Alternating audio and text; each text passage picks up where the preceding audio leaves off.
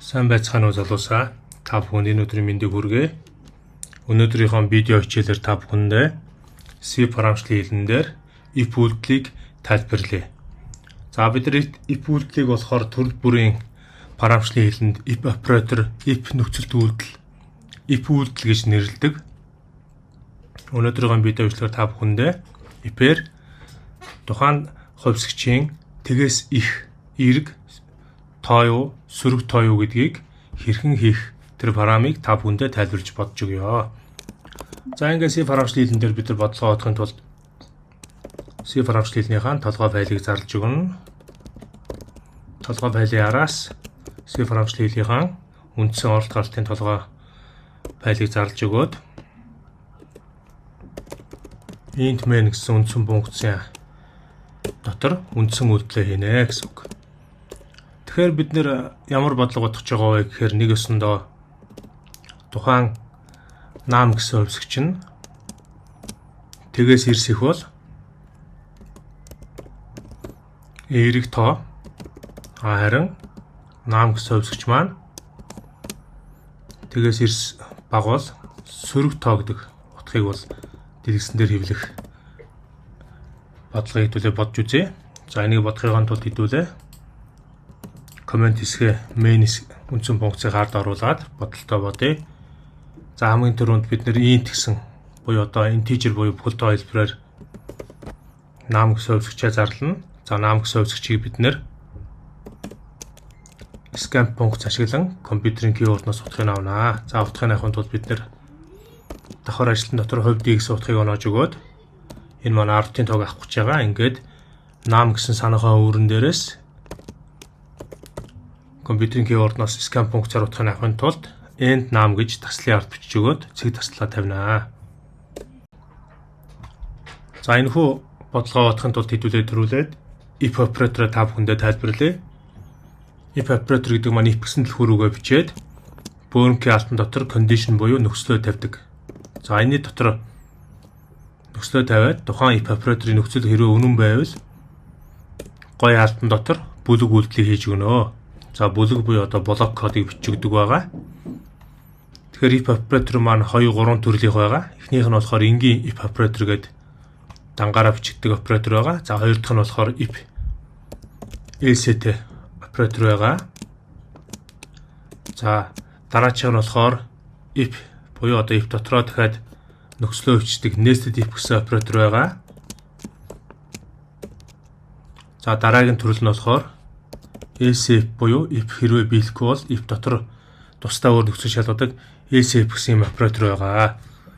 За ингээд хэдүүлээ энэ бодлогоо хамгийн ихний if гэсэн нөхцлөөрөө бодъё. За if гэсэн нөхцлөөрөө бодохын тулд дотор нь бид нөхцлөө бичиж өгнө. Наам гэсэн хувьсгч маань тэгээс ирсэх. За хэрвээ наам гэсэн нөхцөл маань тэгээс ирсэх бол энэ хүү нөхцөл өнөө үед дэлгэцэнд printf командаар эрэг тоо гэдэг утгыг бол хэвлэх ёстой байгаа. За хэдүүл ажиллуулад үзье.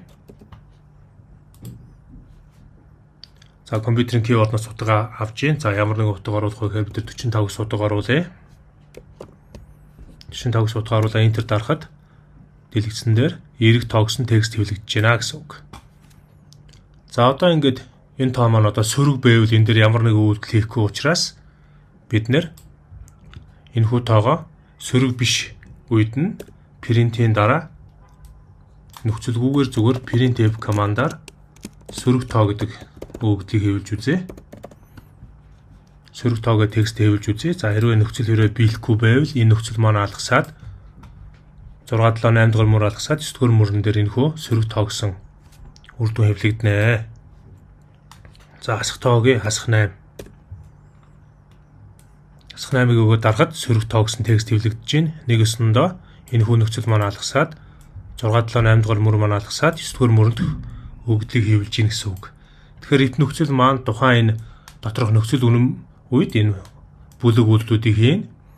За тэгэхээр наам нь тэгээс ирсэх үед нэг өсөндөө наам гэсэн компьютерийн keyboard-ноос оруулсан хувьсгч маань тэгээс ирсэх үед print эрэг тоо гэсэн утгыг хэвлэнэ гэсэн үг. За хэдүүлээ энийг дахиад дотроо if-тэй нөхцлөөр шалгаж өгж үзэж бас болно. Хэрвээ дахин if бичээд хэрвээ энэ нөхцөл маань наам нь яах нь тэгээс эрс багвал бид нэр print дотроо дахиад түрүүний printf дотор сөрөг тоо гэдгийг хэвлэе. За ажлуудад үзье. Одоо эрэг тоогийн 67 эрэг тоо гарч ийн. За дараа нь дахиад сөрөг тоогийн хасах 9 сөрөг тоог судаг гарч ийн. За ингээд пиг бол ерөнхийдөө давхард тусна ингэж бичиж өгч болно. За ингэж ипийн гадна давхар бичээд наам нь тэгээс эрс баг буюу одоо тухайн тоо маань тэгээс баг үед сөрөг тоо гэдэг текстийг бол хэвлэж болох нь байна. За одоо хэдүүлээ ip-ийн хоёр дахь хэлбэр болох ipsтэй нөхцлөөр энэхүү бодлогыг бодъё. Энэхүү бодлогыг бодохын тулд бид нэр ip-ийн араас else гэж бичээд гоё хаалтаа нэгээд гоё хаалтан дотор printf буюу одоо print file гэсэн функц дотроо сөрөг тоо гэсэн утгаа хэвлэнэ.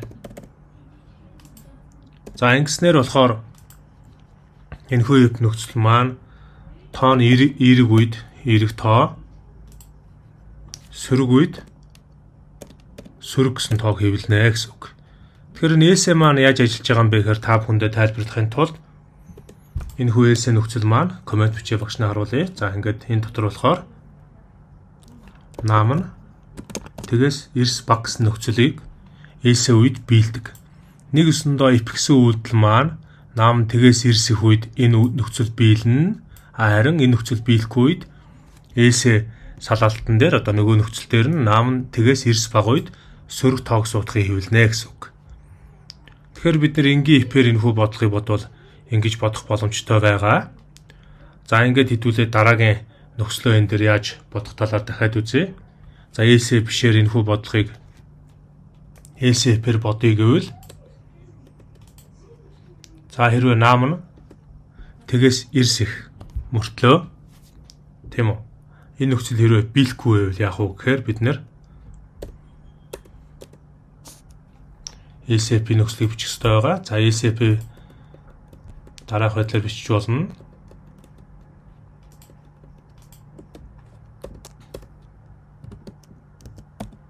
else if гэж нөхцөлөө тавиад ард нь наам нь тэгээс эрс баг үед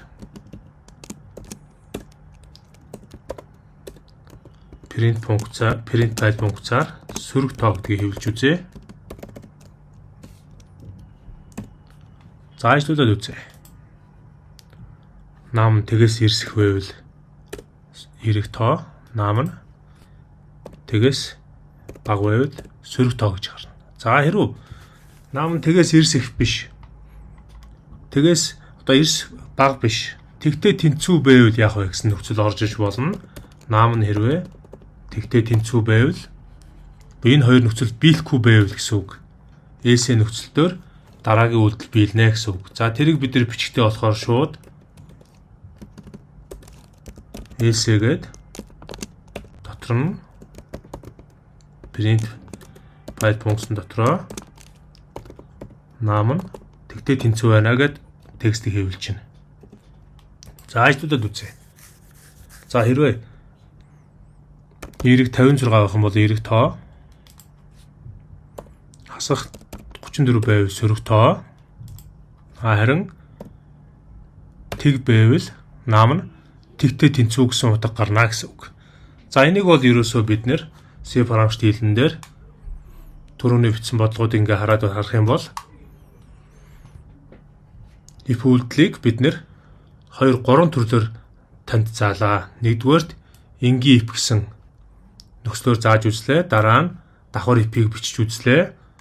Түүний дараа if else гэсэн нөхцлийг бичиж үзлээ.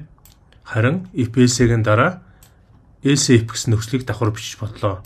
Ингээд бид нэг гэсэндөө наам буюу тухайн таны оруулсан гараас оруулсан тоо маань тэгээс эрс их бол эерэг тоо, тэгээс бага бол сөрөг тоо, тэгтээ тэнцүү байвал одоо наам тэгтээ тэнцүү байна гэсэн юм утга хэвлэдэг бодлтыг хийлээ гэсэн үг. Тэгэхээр энэ бодлогон дээр нэг зүйл дутуу байгаа нь тэрний юу вэ гэхээр хэрэглэгчтэй харилцдаг гэсэн дутуу байгаа. Одоо хэдүүлээ хэрэглэгчтэй харилцдаг хэсгээ нэмж оруулъя. scan функцэн дээр print file дотроо enter number гэж утга өгөөд за ард нь мөр унгаана. За ингээд хэдүүл ажиллаж үзье. Enter number гэх текст хэвлэгдэж байна. За үүний дараас би тоогоо өгье. Хасах 78 сөрөг. За дахиад өөр тоо өгье. 90 тэг байвал тэгтээ тэнцвүүх суудах гарна гэсэн үг. За ингээ өнөөдрийн видео бичлэгт анхаарал хандуулсан та бүхэнд баярлалаа. C програмчлалын хэлээр мэдлэгийг сайжруулах бол манай сувгийг дагаараа.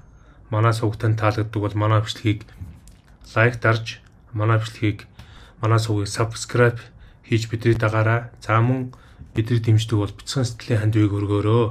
За анхаарал хандуулсан та бүхэнд баярлалаа. Дараа дахин уулзцгаая.